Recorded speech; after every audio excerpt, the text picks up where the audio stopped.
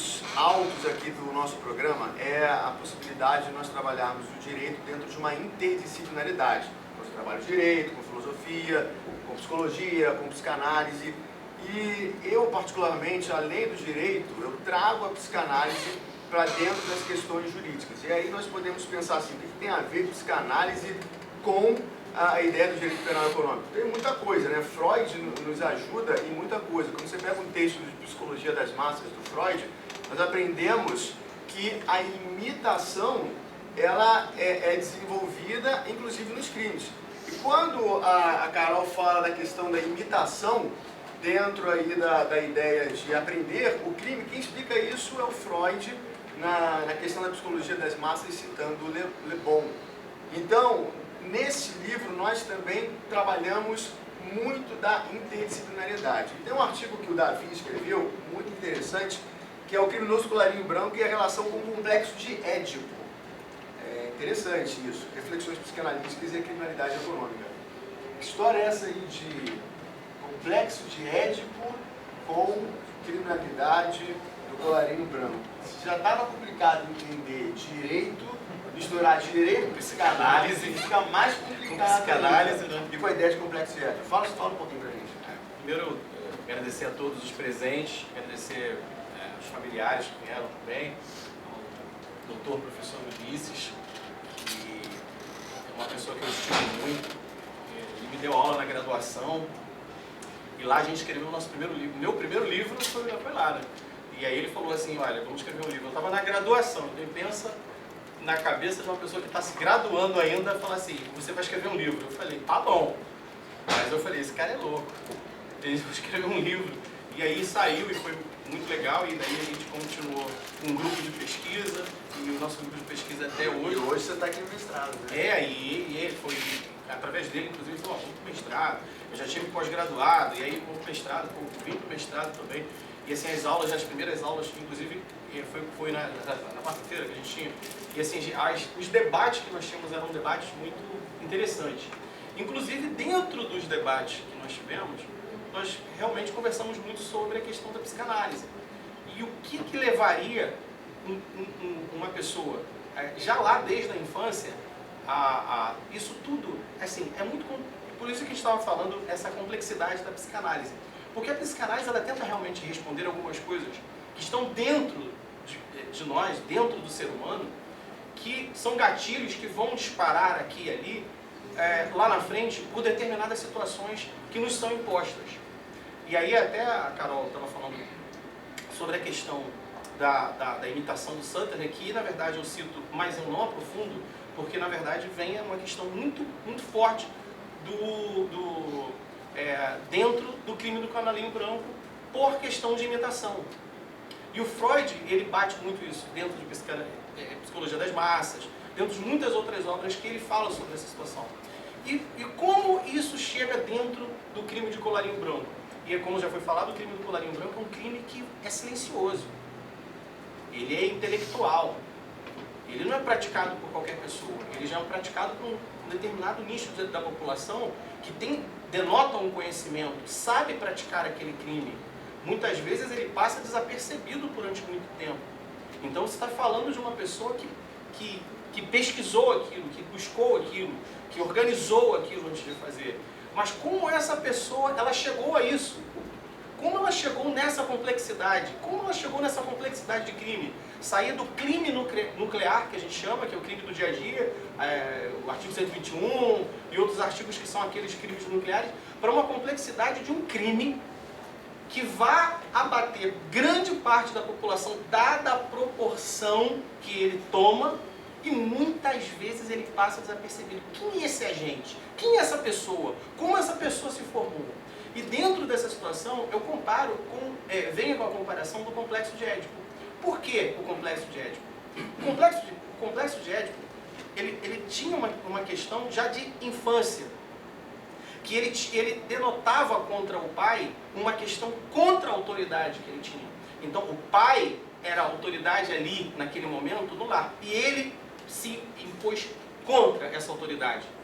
Ele se colocou contra essa autoridade, porque ele tinha uma questão maltratada ali, que não foi tratada já desde o começo. O que acontece? Quem é a autoridade hoje, fora do campo da família? É o Estado. Então, essa pessoa, quando ela tem, e aí está no livro, é muito mais aprofundado, quando ele vai crescendo e ele se põe contra, lá na frente também, ele não consegue viver com a sociedade como sociedade e Estado, harmonicamente. Ele vai se pôr contra. Ele vai dizer, isso não é para mim. Eu sou melhor que isso ou posso me pôr contra. E aí, se você se põe contra a lei, ou você se põe contra o Estado, ou você se põe contra aquilo que foi pré-determinado, porque assim, não é aprofundado isso nesse capítulo, mas não existe dois lugares para as pessoas viverem. Ou você consegue viver aqui com a sociedade e de acordo com determinadas leis, ou você tem que ser retirado delas. Não vamos poder fazer uma lei para cada pessoa. Não vamos poder ter um lugar para cada pessoa viver. Ou você, eu não gosto dessa lei. Ou você se enquadra, eu não gosto do Código de Trânsito, eu não gosto do Código Penal, mas é o que nós temos. Ou você vai acabar se enquadrando de determinada maneira, ou você vai ter que ser retirado dela se você viver contra ela. Não é uma maldade. Não é uma coisa que é feita para isso, mas acaba acontecendo dessa forma. As garantias aí que foram faladas é outra coisa que é discutida aqui. Não me aprofundei nisso, não discuti isso. Mas quando essa pessoa que se depõe contra o Estado e ele tem demanda de notório saber, notória inteligência, notória influência, e até a Carol também fala sobre isso, que é uma pessoa que ela já está ali há algum tempo e ela pega os meandros, sabe como vai fazer, é um diretor de uma grande empresa, é uma pessoa que ele tem o controle financeiro dentro da situação, um grande funcionário público. Então, tudo isso vai demandar numa pessoa que teve grandes problemas na psicanálise, psicanalíticos desde a infância. Essa pessoa, ela se colocou contra o pai, que o complexo de Édipo é isso. Quando ela cresce, ela se torna contra o Estado, porque ela já não tem mais a figura do pai, mas ela tem a figura do Estado falando, você não vai poder fazer isso, você não vai poder fazer aquilo. Se você fizer isso, eu vou te prender, eu vou te multar. Ele fala, vai, então eu vou me pôr contra você. Assim como sempre me pus contra todo tipo de autoridade.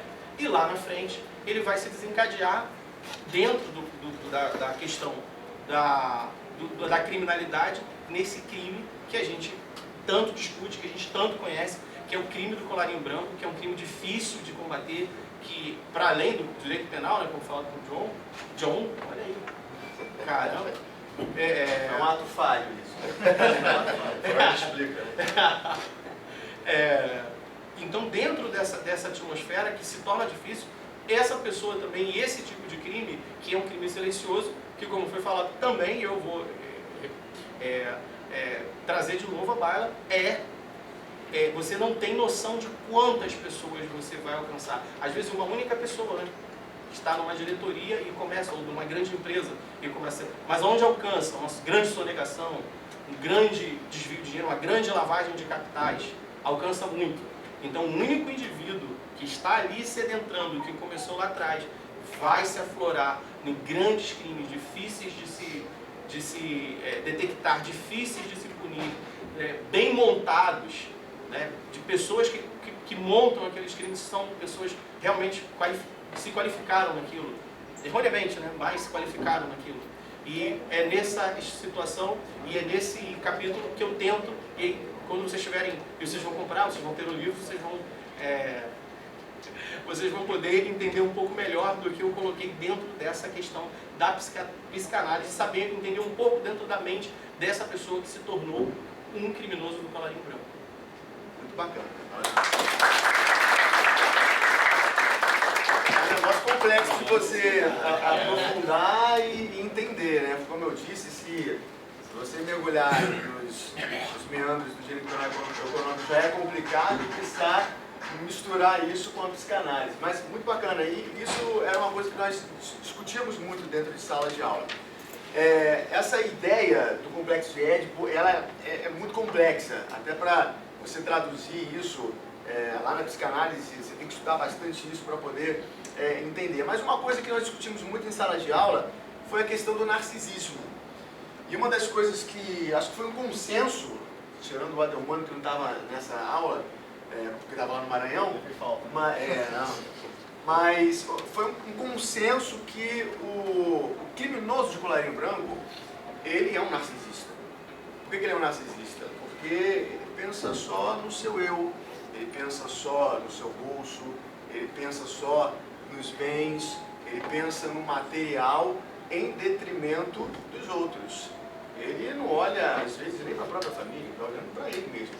Isso é um pilar da psicanálise. O narcisismo é um pilar da psicanálise que se estuda na psicanálise, mas também se estuda dentro do direito. E nós trouxemos isso para a sala de aula, para debater esses pontos. Não tem como você pensar no criminoso de colarinho branco sem pensar nesse fundamento, em um dos fundamentos da psicanálise, que é o narcisismo, um texto construído em Freud, depois desenvolvido pelos próprios autores, outros autores da psicanálise. E quando nós debatemos e levamos isso para a prática em si, com os nossos clientes, ou analisando, você percebe isso, você analisa isso, e você consegue identificar que isso não é uma construção louca, não é uma construção do nada, que esse papo de narcisismo é uma coisa, não, isso é uma realidade.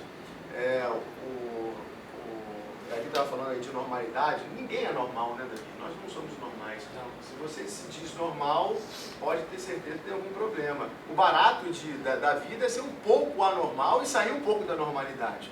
Por isso que nós escrevemos, por isso que nós estamos aqui, por isso que nós construímos as nossas vidas. E a Larissa desenvolveu um artigo falando sobre a psicopatia e os crimes de colarinho branco. É uma discussão dentro do direito penal econômico. E aí, como é que é isso?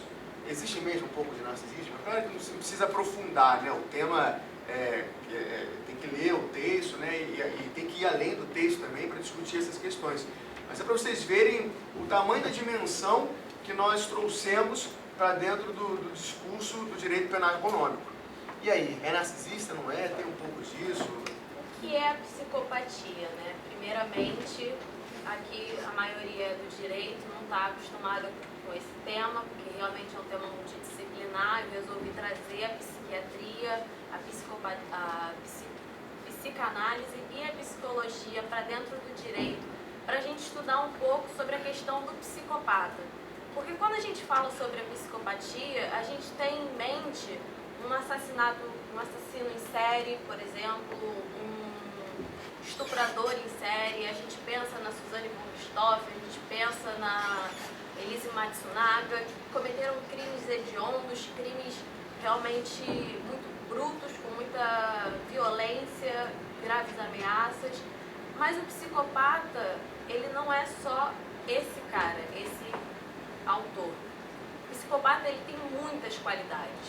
Ele é um cara extremamente sociável, ele é um cara que tem um QI muito alto, por isso ele é muito inteligente, ele sabe se mesclar no meio da sociedade sem que ninguém perceba que ele tenha essa questão do narcisismo, que é uma das consequências dessa perturbação mental. Eu diria que nem é uma doença mental, porque para ser uma doença mental tem que atingir o nosso psiquismo. E o psicopata, ele tem o psiquismo intacto. A questão dele é um desvio na conduta. Ele é um condutopata. Ele tem condutas maliciosas, condutas de muito narcisismo mesmo. A gente, quando estuda, quando pega para ver casos reais, a gente vê que é muito essa questão do narcisismo, de ele querer, nos crimes de colarinho branco, é diferente, porque ele está aspirando o quê? Poder. Ele quer status social, ele quer dinheiro, ele não está nem aí para a opinião dos outros, para as necessidades da sociedade, porque ele sobrepõe o direito dele, ele sobrepõe a vontade dele às condições básicas da sociedade. Então, quando se fala de alto escalão, quando se fala de crimes cometidos pelo alto escalão, desvios de verba, muitas das vezes são cometidos por psicopatas que simplesmente não dão a mínima para a saúde, para a educação, para o transporte, para a segurança, que cada vez piora. Ele só está preocupado com o enriquecimento dele, com adquirir poder, com ter status. É uma questão de um ciclo vicioso, porque ele tem uma patologia. E geralmente quando eles são deflagrados, quando eles são presos e retornam à sociedade após cumprirem suas sentenças, eles retornarão a cometer o crime, porque é uma questão patológica, é do ser humano. Ele não consegue mudar, porque a medicina nem a psicologia contém medicamentos ou tratamentos paliativos para essa patologia, porque ainda é desconhecido, não há como você medicar, porque não tem um remédio para esse tipo de patologia, não tem um tratamento psicológico adequado. Há quem diga que nem é patologia. Há quem diga que não é patologia por não ser uma doença mental, por ser uma perturbação mental.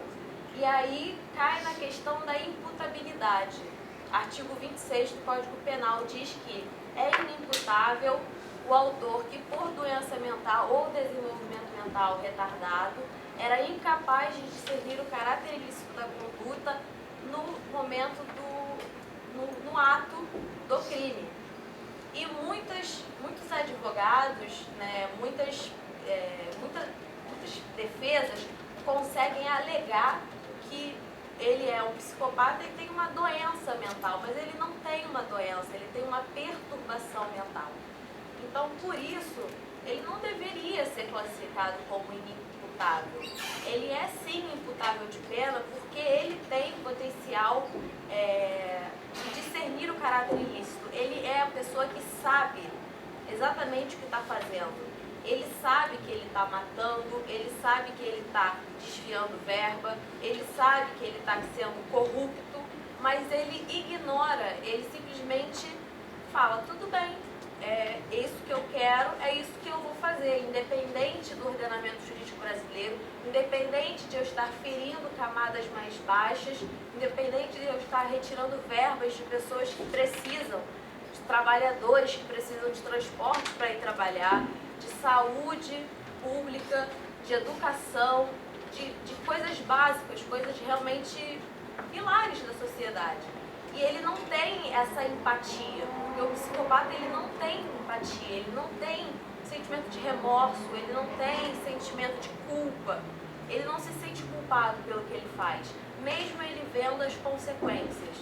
E isso é o que torna tão perigosa essa perturbação mental, essa patologia, digamos assim, para ter um termo mais claro, é muito perigoso, porque quando a gente pega um assassino em série, a gente já consegue vislumbrar, a gente já consegue identificar que ele possa ter essa perturbação mental. Mas quando a gente vê um criminoso do colarinho branco, ele sempre muito bem vestido, com muitas influências, muito poder, né, muito conhecimento, a gente acaba deixando de...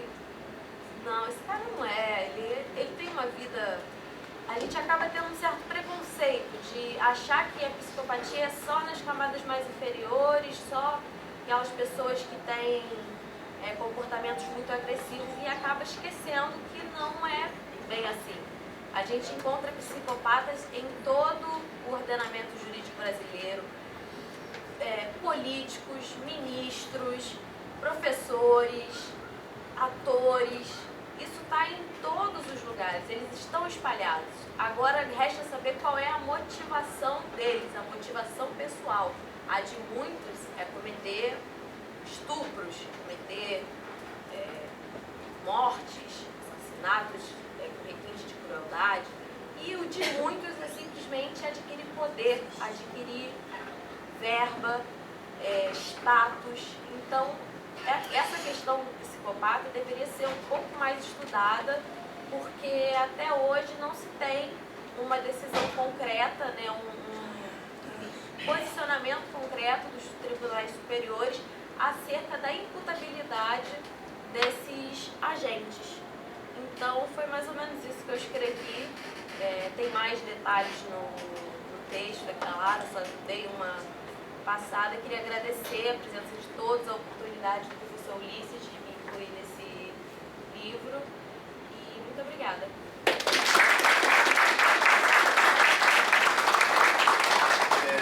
Existem pesquisas, né, que explicam aí a psicopatia organizacional e tem muitos diálogos trabalhando com a Larissa e até em sala de aula também, né?